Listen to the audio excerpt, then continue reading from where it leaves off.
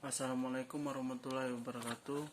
Nama Muhammad Rinton, NIM 22 2018 149. Baiklah, saya akan menjelaskan tentang tujuan dan fungsi tentang modal kerja. Tujuan modal kerja. Manajemen memiliki tujuan tertentu, merujuk pada pernyataan Kazimir. Tujuan dari manajemen modal kerja adalah sebagai berikut.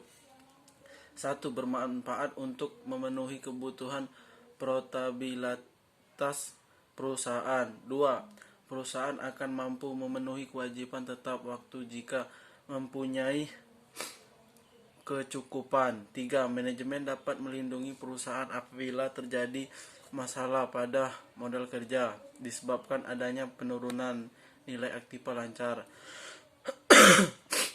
Jika rasio keuangan memenuhi persyaratan, perusahaan bisa mendapatkan tambahan dana dari pihak kreditur. 4. Penggunaan aktiva lancar dapat dimaksimalkan untuk dapat meningkatkan laba dan penjualan. Selanjutnya, fungsi modal kerja. Modal suatu perusahaan bisa Fungsi modal kerja. Modal suatu perusahaan bisa membiayai biaya operasional perusahaan sehari-hari. Fungsi modal. Jika perusahaan memiliki modal yang cukup saat terjadi krisis, perusahaan akan terlindungi bila terjadi penurunan nilai dari aktiva lancar. 2. Perusahaan bisa memberikan syarat kredit bagi konsumennya dengan lebih lunak dan menguntungkan. 3. Operasional perusahaan dapat berjalan dengan lebih efisien disebabkan perusahaan tidak mengenai kesulitan saat mendapatkan produk ataupun jasa diperlukan.